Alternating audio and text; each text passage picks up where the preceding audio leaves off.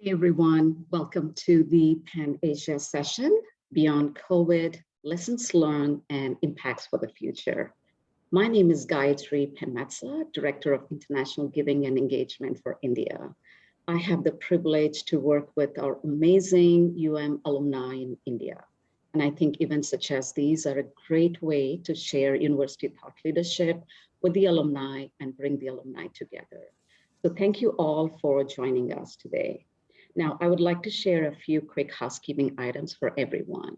The Zoom auto captioning will be used throughout this event. To view the captions, please click on Closed Caption at the bottom right of your screen and then choose Show Subtitle. Please feel free to use the Q&A feature to ask questions. To use the feature, please type your question in the Q&A window at any time during the event. And the speakers will try their best to get to your questions within the time frame. And now I'm pleased to introduce Steve Grafton, President and CEO of the Alumni Association of the University of Michigan. Since 1994, Steve has provided immense leadership and direction to the association across all the campuses. He's a national leader in the educational advancement field, serving many leadership roles for the Council for Advancement and Support of Education. On a personal note, Steve and his wife, Carol, have two sons who are both alumni. So with that, I would like to welcome Steve Grafton. Well, thank you, Gayatri. It's great to be here again this morning. Good morning, good afternoon, or good evening, depending on where in the world you are. Welcome to the 11th Pan Asia Alumni Reunion. This one is actually stretched out over several months as we continue to deal with what the global pandemic is doing to us.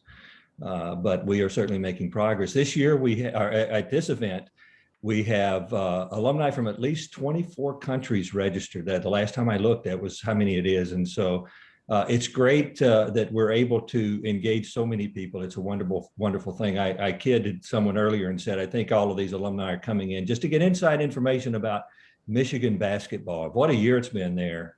Both men's and women's basketball teams are in the Sweet 16, the women for the first time ever, the men for the fourth year in a row. It's just wonderful to have basketball. If you've not been able to connect on that, I hope you'll find a way as the tournaments get back underway this weekend. It really is exciting to have Michigan right in the front and center in both of those tournaments. A lot of other things great happening on campus. The university has announced that the plans for the fall, and it looks like we're going to be much closer to being back to normal schedule and having many more students on campus, and as the vaccinations continue to roll out. So we're really optimistic about where things are going in the future, and we're going to hear a lot more about that today from these panelists. And I'm so excited to be able to listen to these great panelists.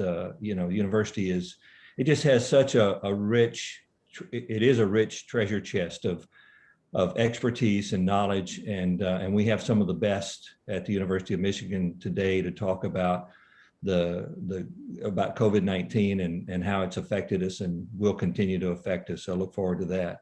But now it's my privilege to introduce the moderator of today's session, one of the most outstanding alumni, University of Michigan. Chun Peng Ning is the co-founder and CEO and chairperson of Immunoscape. It's a company that he co-founded in 2016 and is focused on immunotherapy. It's a venture-backed growth stage company headquartered in Singapore, and although it has expanding operations in the United States. Chun has a distinguished career in the biopharmaceutical industry, worked for a number of companies all across the globe. He holds an MBA from the University of Michigan's Ross School of Business. He also completed executive education at IMD in Lausanne, Switzerland, and has a BS in economics from the London School of Economics. Chun is a member of the National Advisory Board of the Rogel Cancer Center at Michigan, and I benefit personally from his leadership as a member of the Alumni Association's International Alumni Advisory Board. The thing I want to point out most is we're gathered today, we're gathered virtually instead of, we were talking about this earlier, this is the 11th Pan Asia. There were 10 annual in-person meetings up until last year when we had to cancel, and now we've picked it back up virtually and hope to be back together in person next year. But this was started 12 years ago by Chun himself in Singapore. He started the very first one and has been really, he's the brain behind it. He's the spirit behind it. He keeps it going, and just a wonderful guy. I look forward to hearing from him as he moderates this session.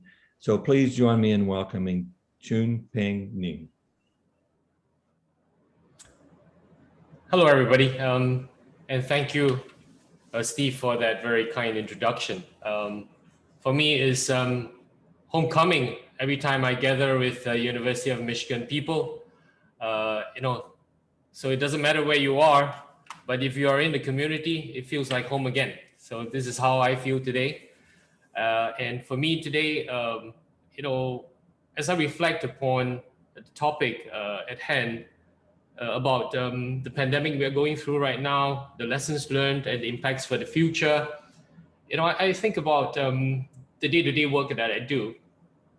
We started off as a biotech company working with biopharma companies like Genentech, Gilead and others, doing immune profiling project. Then, I had a meeting in San Diego with my board. Then, I was buying masks for my families, my family back in Asia at CVS. And very soon enough, they were running out of masks. And came back to Singapore. And then I realized that, this is bigger than what we thought it is. And we realized that we do have a technology to help in understanding the immune response in the COVID situation. We started working and testing, and then now we have done a couple of projects with vaccine developers across the globe, including a group in San Diego and a group in Helsinki. And really a privilege today to be amongst the professors who are experts in their own fields to help us really dissect and understand a few more lessons learned, and so that we can be better as a globe, as people across the world to deal with maybe the next pandemic, right?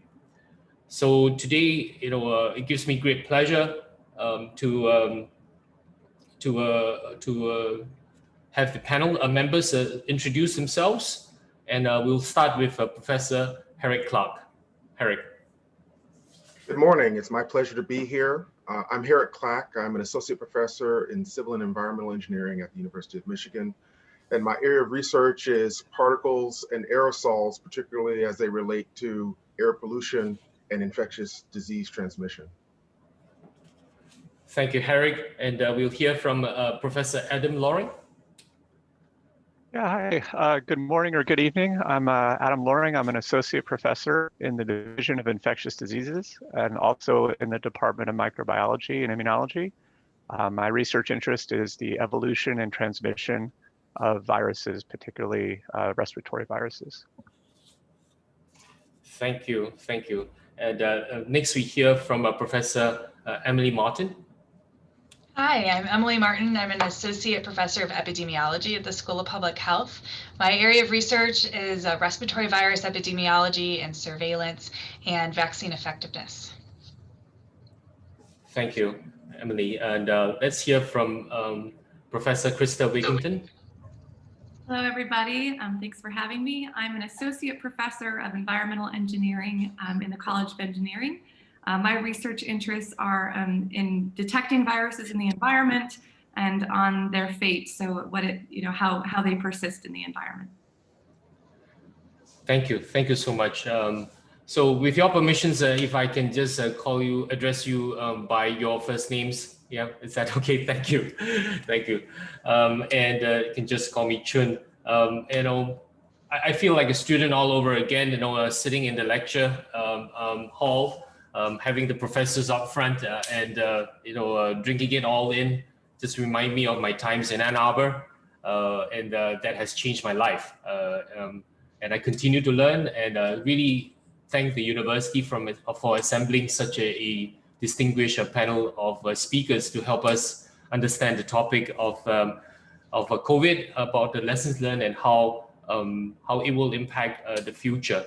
But so to start off, why don't we just have a general question? What do you think is the greatest impact that COVID has in the world today? And from your own perspective, put on your own lenses, and let's go with that same flow from just now. Hearing from each one of you. Yeah, I'll start. For me, it's been very, very interesting to see the appreciation for air in general.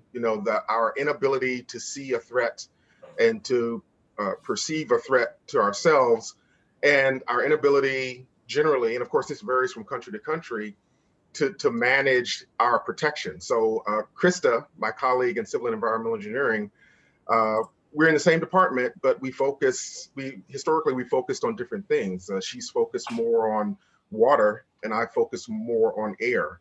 And so there's a little bit of a rivalry there, friendly rivalry. And so for me, the pandemic has really given rise, in my mind, to this notion that there's no such thing as a fresh air faucet, right? So we have enormous infrastructure for providing clean water and for treating our waste, but for air, the pandemic has shown that we have really very little infrastructure protection, and the protection that we have, is limited based on how we use it. So for me, that's been the biggest impact of the pandemic. Yeah, thank you, Herek. Thank you so much. Adam? Yeah, I mean, there's so many things. I mean, I think, for me, in my little area of the research world, it's been very interesting to see how, aspects of, viral sequencing and tracking viruses and how they evolve and how they spread has really, come to the fore. And I think it's been highlighting, both a lot of success stories in that area in understanding, how viruses spread, but also some of the challenges and kind of gaps in our understanding and how we can do better in halting the spread. Right. Awesome. Thank you, Adam. Yeah. Emily? Yeah, coming from the public health angle, it's really, I think it struck me that this has really brought front and center this idea of how we take care of people who are sick and what access to care looks like, and how we protect people that are at risk differentially in different countries, and even in kind of different parts of our own country in the US. And I think that is something that public health has talked about for a long time, but now we see front and center on everybody's radar. It'll be interesting to see, as we've really made some strides to kind of take care of people better, what's going to happen when the pandemic winds down. Are we going to keep those things in place? Are we going to continue to keep that kind of lens front and center? Yeah. Thank you, Emily. And the last but not least, Krista. All right. In response to Herek's challenge, the air water competition. Yeah, there you go. Water sign. This isn't a virus that's transmitted really by water, but what it's really highlighted in my research is the value of wastewater. I remember brainstorming with Adam years ago when we were brand new assistant professors at Michigan on the potential of wastewater. And it's really coming to fruition now. Not typically in our field as environmental engineers, we're dealing with it as a waste and cleaning it up and making it safe. But here, the value of wastewater is now and what it tells us about a community. And it's this window into the health and the disease and the practice of a community. And so I think it's really kind of highlighted, the value of wastewater. Yeah. Thank you, everybody. Why don't we take from a historical perspective? Since we now have the air and water rivalry here, coming from Asia, we remember SARS-1 very well. Yeah. And SARS, started in Hong Kong in a hotel. In Hong Kong hotel, there's got this super spreader event. And actually, water played a big role in the in that incident, right?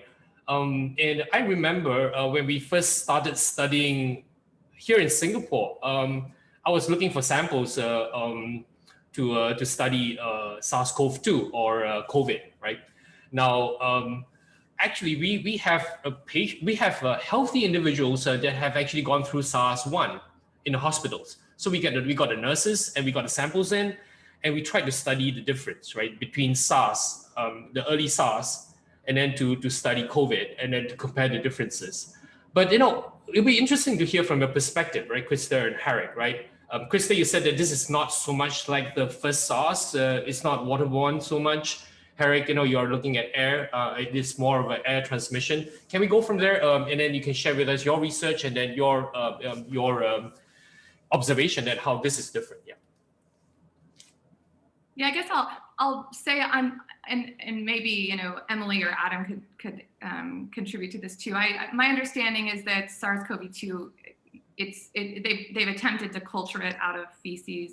And I don't think there have been a lot of examples where they can get infectious viruses out of feces. So I think it could happen, but it's not a major route of transmission of SARS-CoV-2. But the thing is that it's excreted in feces, at least the parts of the SARS-CoV-2 are, and that's what allows us to track it in wastewater. And I'm not familiar with what the unique aspects of SARS-CoV-2 is compared to SARS-CoV-1 that allowed it to be transmitted by wastewater. But it is unique. I think most respiratory viruses, you wouldn't be able to track it with wastewater. I don't think they're excreted to this extent in feces. Right. Thank you, Krista. Herek. Yeah, I think that the combination of the SARS-CoV-2 being transmitted through the respiratory route, combined with our limited ability to measure infectious virus in air, right? So the ability to make that inference or to extend an inference into a conclusion that transmission has occurred is hampered by the fact that we really have limited ability to sample viruses in air and determine concentration as well as viability. And so that really hamstrings our ability to definitively say, this is transmitted in air, here's the infectious dose, here are the risk factors, here are the things that are protective. And so for me, that's kind of the overarching connection between the two events of SARS-CoV-1 and SARS-CoV-2. Yeah, it's ironic actually. It seems like that the SARS-CoV-1 seems to be a lot more lethal than SARS-CoV-2, but that whole thing about it is not as lethal, but it spreads quickly, and more people contract this. I mean, Adam, from your from your study, right, from microbiology and immunology perspective, and then you also study the mutation rates. I mean, you look at SARS-CoV-1, SARS-CoV-2. You could look at SARS-CoV-2 variants and mutations. How do you characterize this, right? Of course, you get a lot of this question from your work that is the current vaccines, are the current vaccines able to take care of these mutations and variants, and how this will have an implication on the clinical trials going forward. I know FDA has been a bit more open to getting some of these new vaccines coming on, but you'll be interesting to hear your perspective, Adam. Yeah, I think it's really interesting. Our focus initially has been on tracking, using this viral sequences and viral mutations to kind of track the spread. We've been doing a lot of that, but now as vaccines roll out, it's becoming important to track what sequences are out there and how they're changing as people become vaccinated, and what that can tell us about the vaccine. We've been fortunate to work with Emily and others over the past years on influenza, where this plays out every year in terms of the vaccines and how different strains are covered or not covered. And so now, together with Emily and others, we're gearing up to apply this same paradigm to, COVID vaccines, because in my mind, the best way to know if a vaccine is working against a variant is to actually see if people who are vaccinated get the variant more often than other viruses. And so that's what we're doing moving forward, is sequencing viruses from people, regardless, and then seeing which ones were vaccinated and which ones weren't, and seeing if there's, enrichment of certain variants in people who the vaccine fails. And that can provide clues. And notably, this takes place, it's not one person doing, this work. That you get the most information by sharing the data and working in large groups across countries or across the world, with parallel efforts in this way. So I think it's going to be interesting. I'm cautiously optimistic that things are going to be just fine with variants and vaccines, but it's going to play out over the next year for sure. Yeah. Interesting, Adam, that you mentioned about like flu, right? So some people have the question right now, every year you take the flu vaccine because, there could be new variants coming out. So are we going to have to take a COVID vaccine every year with taking care of the different mutations and variants, Emily and Adam? Well, I think I've been doing flu work for long enough to be pretty, to be suspect that could be the case. I wouldn't be surprised. I wouldn't be surprised if we're looking at a yearly vaccine, but we do yearly vaccines for flu already, right? Yeah. And so, I think what you could see the field moving towards is some sort of, there had already been conversations in the field about combining other viruses with the flu vaccine, like having an RSV plus flu vaccine, right? Yeah. When the RSV vaccine got closer along the pipeline. So I think you could see that same thing start to happen, having some sort of combo, couple strains of flu, couple strains of COVID type of a vaccine, for two reasons. One is so that we can blunt any effects of change that might, that end up maybe your concern. And then the second reason would be because we still don't know how long vaccine protection lasts. And so, this is true for flu too, right? Even if the flu strain didn't change, we would need to boost people every year just because your antibodies tend to wane over time. And we may have to counter that with COVID as well. Now, hopefully, though, having as much vaccination as we're hoping to get to is going to blunt the epidemics. And so it's really kind of it'll be more like flu where it's endemic. It's here sometimes, it's away sometimes, it's not as severe. And we're doing kind of regular vaccination to tamp it down.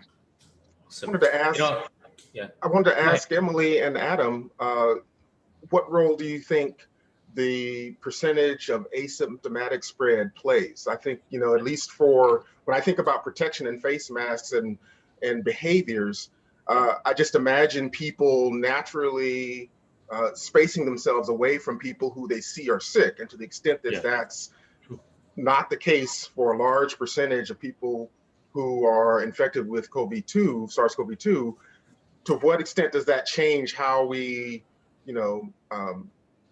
track the disease, and to what extent it spreads in a way that we can keep a handle on it with vaccinations? Yeah.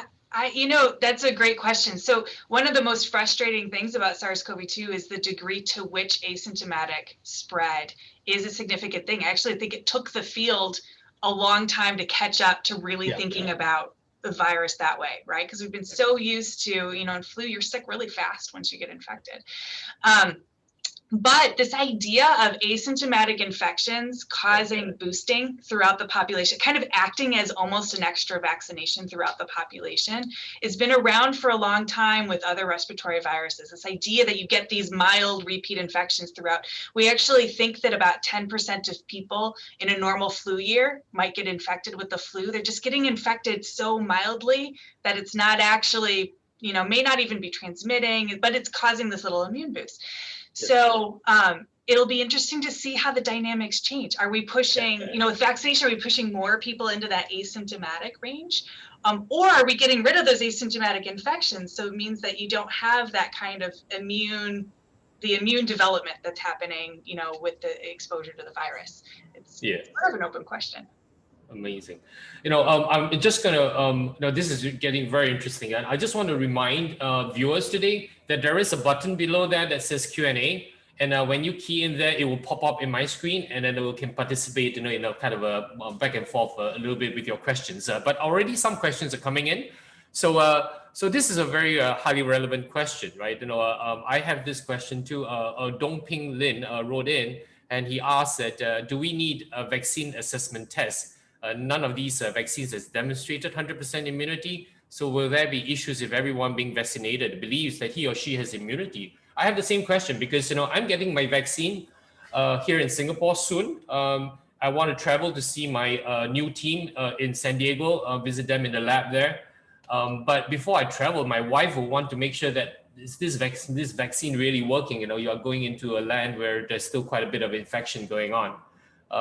I know Professor Wang Lingfa from Duke NUS here in Singapore has come up with a test that measures the neutralizing antibodies. But I asked him a couple of times. I said, look, how do we know what titers that gives you the protection? So that's still under research, I believe. So is this something that we should be concerned about for travelers, especially and their families? I can start. I can push it to Adam. I think, so for the first thing I wanted to put out there first is in terms of the trial data, this is one of the most effective vaccines we've seen come out of clinical trials in a really, really long time. And so we don't do those checks for influenza. We don't do those checks for measles, mumps, MMR, or, after the MMR vaccine. And so we expect that this is working as good or better than any vaccine we're already using. And so, we don't want to add an extra barrier, an extra level of testing on top of that. But then maybe I'll punt it to Adam to talk about immune correlates of protection and how exciting that gets. Thanks for pushing a challenging issue to me, Emily. I think Chun, I get asked this question a lot.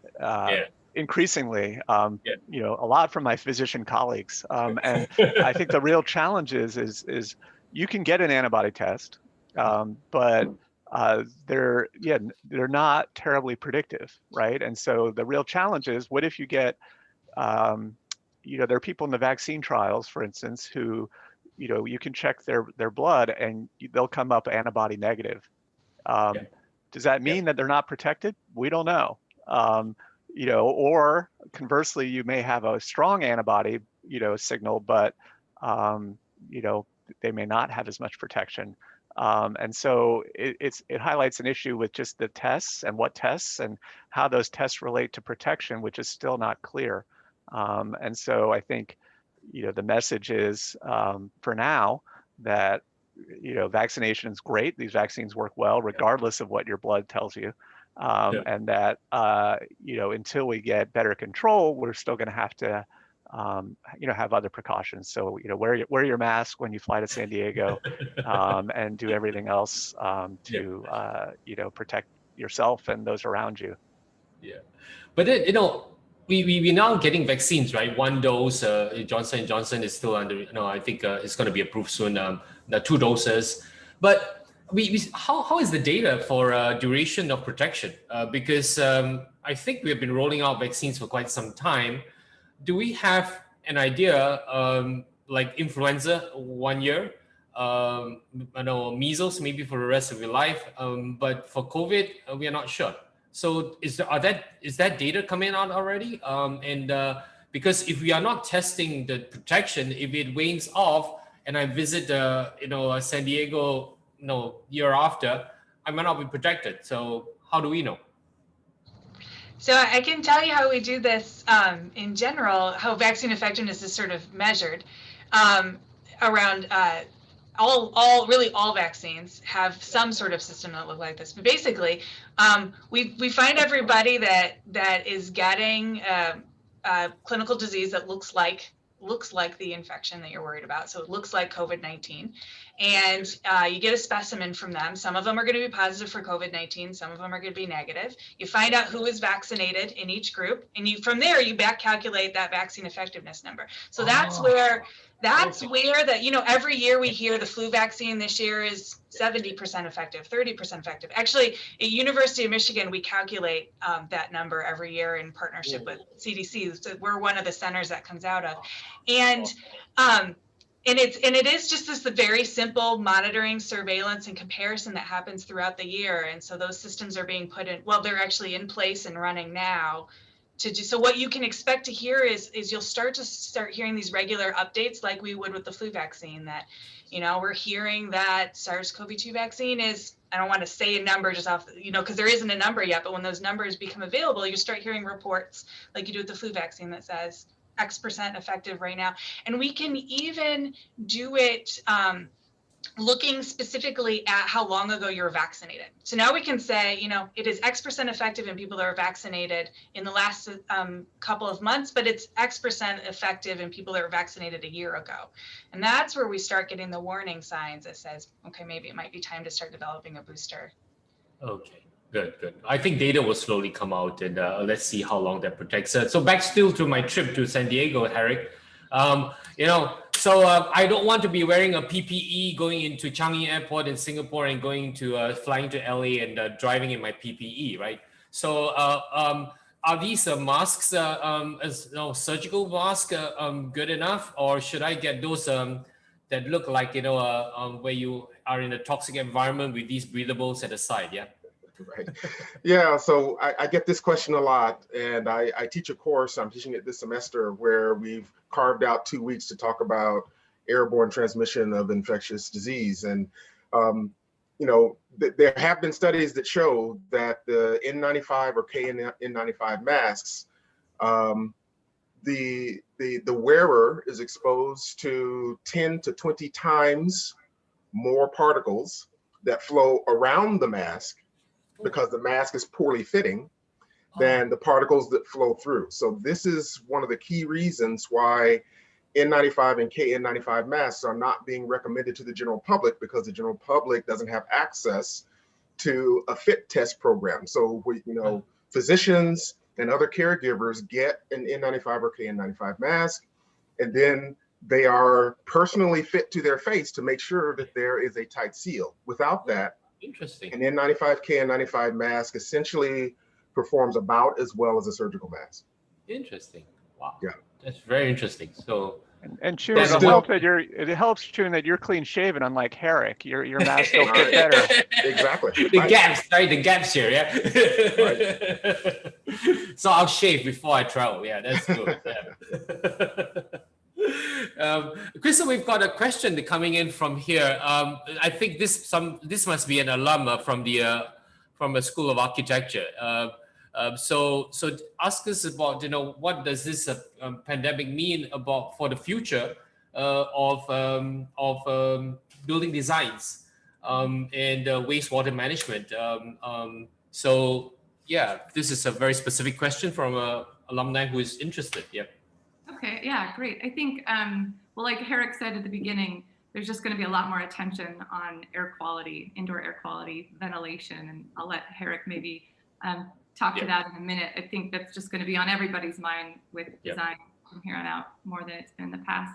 And then I think from the wastewater side, again, thinking about it, we still need to deal with the waste and deal with the viruses that are infectious in wastewater. But I do think that it's this idea of wastewater surveillance is just going to get bigger and bigger, and not just for SARS-CoV-2. It's been used for years with polio, but in limited capacity. And so I think that we'll start to see regular surveillance in wastewater for all kinds of infectious disease, and hopefully give us earlier indicators when there's outbreaks and what's going on in a community.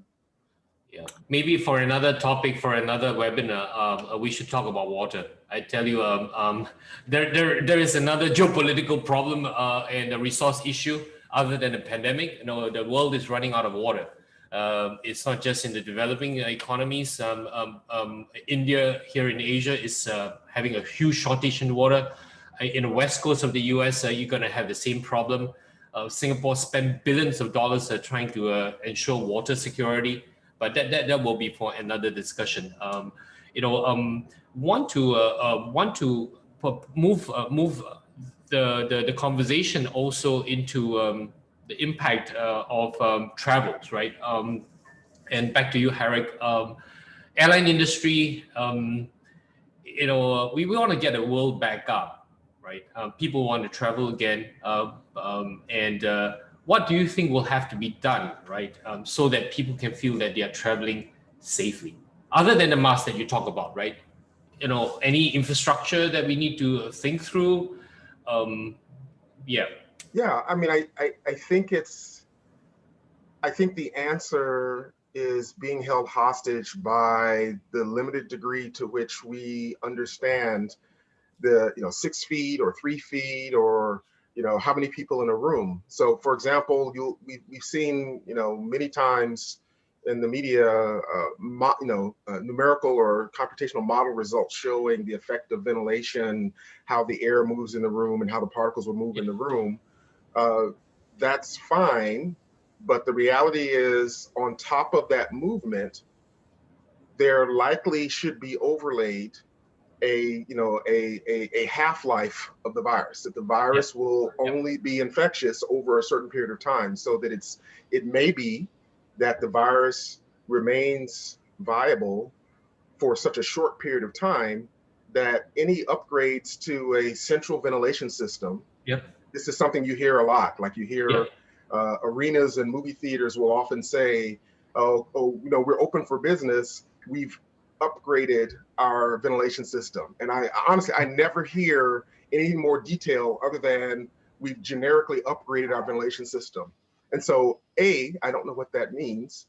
And B, we're not sure that the risk of infection lasts long enough to reach any protective effect that would be put in place in the central ventilation system, as opposed to in the room itself or the effect of the mask itself. So I think it's tricky. I think it's really not clear what coming back to normal will look like in a way that new infections don't arise. I'm sure that there will be a general emotional push to come back to normal, but I don't know that will necessarily mean that we will do it in the safest manner. A follow-on question from somebody from the audience, right? No, he or she is thinking about putting UV light in the home. Does it help, Herek? So the analogy I like to draw is that UV light works on the same principle as how the Earth is warmed by the sun, and how the Earth's average temperature is higher than the average temperature on Mars because the Earth is closer to the sun than Mars is. UV light will work within a given range, but its effectiveness drops off rapidly with distance. So in terms of sterilizing a surface, sure, where you can irradiate a surface for tens of seconds or a minute, that's fine. But in terms of the air, there are far more complicating parameters than simply putting out a UV light and assuming that it will protect you. Yeah. There are a couple of questions here on India. It's quite interesting. So we have seen that data coming out from emerging countries, emerging economies, seems to have fewer deaths, right? Sometimes we say, it's about data collection and all, but it seems like India is a little bit interesting, right? Because it seems to have fewer deaths than compared to many countries. Of course, still a problem, right?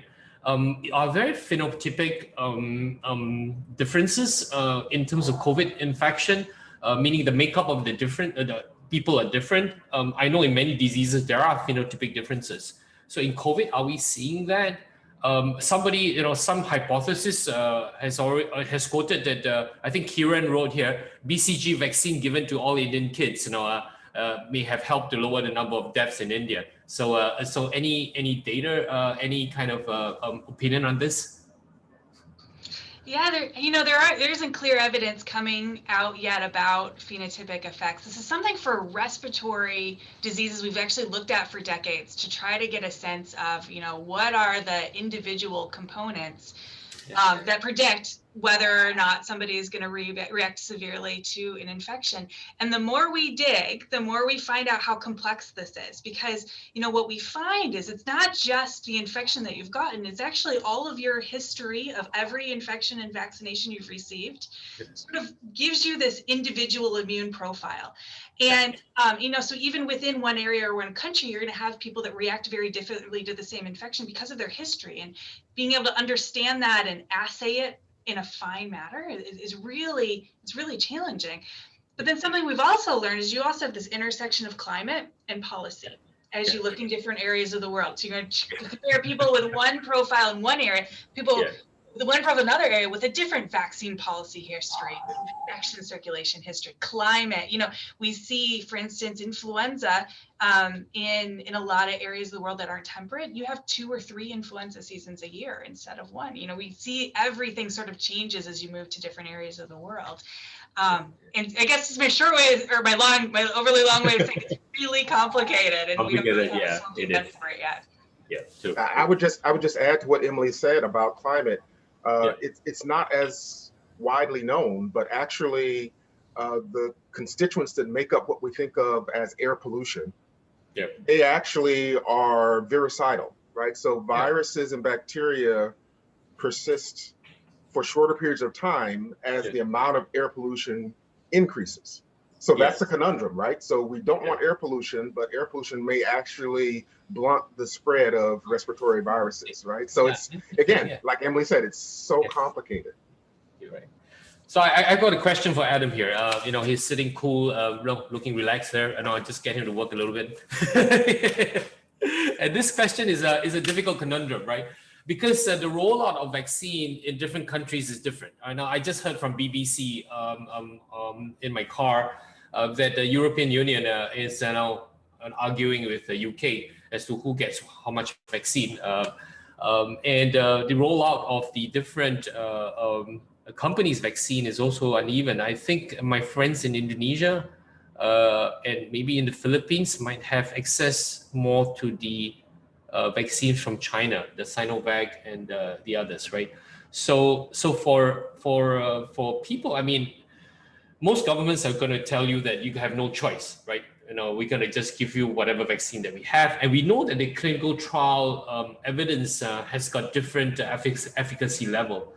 What advice, Adam, would you give to my friends in these emerging countries that may not have access to the so-called the best vaccine, given the efficacy that the vaccine they have access to might be 70% or lower? What advice? Do you advise them to wait? Do you advise to take it and then take another one later on when you have access? And what kind of advice will you give to them? Yeah. Get vaccinated. I think Emily can speak to, you know, kind of the details of measuring how well a vaccine works, but from a clinical trial perspective, I think you're on really shaky ground when you're comparing across trials.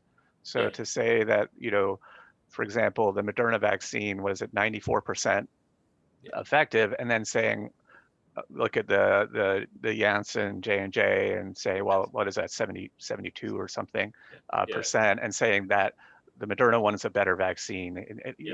It's not really the way you can look at clinical trial data. You can't compare across. You would need a head-to-head trial to really try to answer that. And then the other thing, I mean, the clear reason is these trials are done at different times of the pandemic, different areas of the world, different intensity of COVID spread at that time, all of which affect that number. And so it's just, you know, I think we can't really say that, you know, one is better than the other. We know that to date, all of them work quite well, as Emily said earlier, better than most vaccines. So I think, you know, I tell everyone, I've told members of my own family that, you know, whatever one you can get that one, because that, you know, that's really the imperative, is to get as many people immune in the shortest amount of time. Yeah, thank you. That's useful. Emily, anything to add to that? Yeah, I one small thing that, well, and I emphasize the point that the best vaccine is the one that's closest to your arm. Yeah. And I think that, you know, these numbers are really designed to work at a population level, not at an individual level. And what the effectiveness number tells you, of out of everybody who would have gotten sick, that's being reduced by 95% or 70% or whatever. It's not like, you know, so say you have a 50% effective vaccine. Let's take an extreme case like we see in flu. 50% doesn't mean you're 50-50, like you're going to get infected 50%. It means that it's reducing the infection in the population by 50%.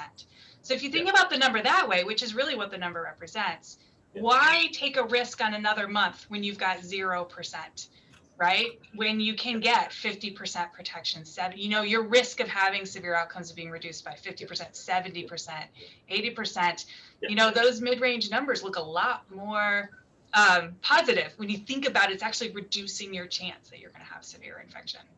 So this panel is going to do a public health announcement. No, this is going to get vaccinated. It's supported by experts across in the panel here. Oh, no doubt. Yeah. It's the first vaccine that's offered to you. Yeah. Awesome. Yeah. I know that time is running a bit short, and I just want to get comments from everybody because this topic talks about beyond COVID, lessons learned and impacts for the future. So amongst the people who wrote in, many of them ask about how can we do better as a global people, right? Better early warning systems.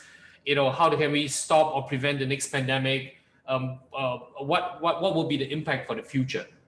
So just now, as we talk about the impact today, as you have all given your opinion, let's talk about future, right? And let's start with Herek again.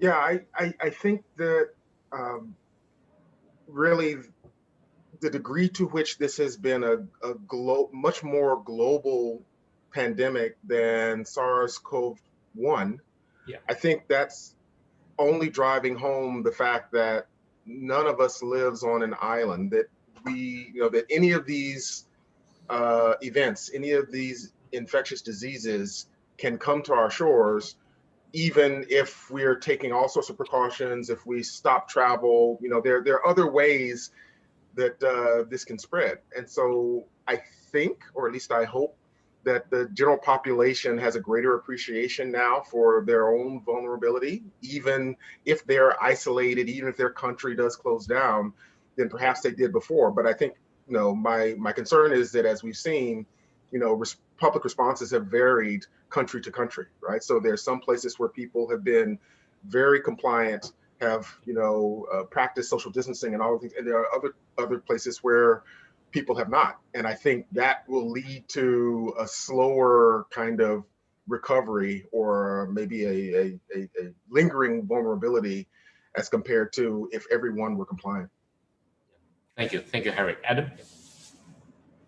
Yeah, I think, building on Herek's point, I think what I've been impressed about is, and I think the impact is really what the response is highlighted in terms of what biomedical science, engineering science, public health science, it's been remarkable. The response and the advances and the pace of all of this. And it shows what we can do, but I think, it also shows, I worry about, are we going to be able to continue this this approach and really extend it globally to keep the world safe, and that depends on us, right? It depends on how, policymakers and how we learn the lessons and leverage, the successes and also understand the gaps and challenges that this is exposed. So that's what I've been thinking about, is in terms of what happens a couple of years from now.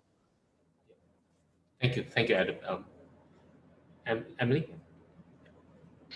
I think one of the things that's happened really with all of this rapid response is you've seen a lot of systems be developed where there was no system previously. And even with things as technical as how data moves between states or even within the same state, we joke that a lot of the systems were built on carrier pigeons before this year. And so how the infrastructure is still getting cobbled together to respond now. How are we going to build our public health infrastructure going forward? But then, we're still trying to solve the state by state question in the US. How does that become global? How are we able to share data rapidly and consistently in a global way to make sure that we can respond as fast as possible? And that's where I'd really like to see my field go as the next step. Yeah, thank you, Emily. Krista, yeah. Yeah, one of the things that has impressed me so much over the last year is the collaboration. I think as an engineer, I worked very much, and I would, collaborate closely with Herek, but we were doing our engineering things. And I knew of the virologists doing the virology work and the public health experts, doing epidemiology. But this pandemic has really shown that we all have to work together on this. We need the aerosol scientists, we need the virologists, all looking at it at the same time. And it's been really fun to do that. And I suspect that's going to hopefully continue over the next couple of years. I feel like there's going to be, as this, slows down and we get it under control. One thing that's really interesting to me is the social science aspect of it. I have members of my extended family that will not get the vaccine. So we can make all these great engineering solutions and make these amazing vaccines, but if people won't accept them for whatever reason, like it only goes so far. And so I think bringing social scientists in the future to, help us be prepared for that side of it more in the future will be important. Thank you. Thank you so much, Krista. Really, it's been a wonderful time. Again, I learned so much from the panelists. As we look at the topic about the lessons learned from COVID and the impacts for the future, there are many positives. The way now we are connecting just via Zoom like this, the way that the scientists are able to come together, the way scientists share information is different. Now you can actually publish on BioRx or some open source sites and don't have to wait for some editor to tell you whether the information needs to get out. that has sped things up a lot. I mean, for all the things we say about inter-country rivalries, it was the first sequence that came out from Wuhan that is actually shared very quickly, allowing many of the advances to take place. And we need to do more because the world is actually getting into a world that is more siloed for various reasons. But I think for humanity, I echo Emily's words that we can do more to solve global problems together. We talk about beyond COVID, there is the water problem. There is the other disease problems, right? Diabetes or others, cancer, right? There are a whole host of other problems that we can actually use the lessons learned that we have for COVID to apply our minds to solve some of these problems. But again, it is not one discipline. Krista highlighted nicely that human behavior plays a big part. Herek, those guys in Florida, those young people in Florida still want to have their spring break. Come on. Yeah, there's a pandemic going, but of course, based on phenotypic difference, the young people don't suffer so much, but remember your grandparents that you go back to, the people whom you love. And so, there has to be a multidisciplinary approach to solving many of these. But I think all humanity can work together, can work with science. We have this panel of scientists, amazing scientists over here, that we make decisions based on facts.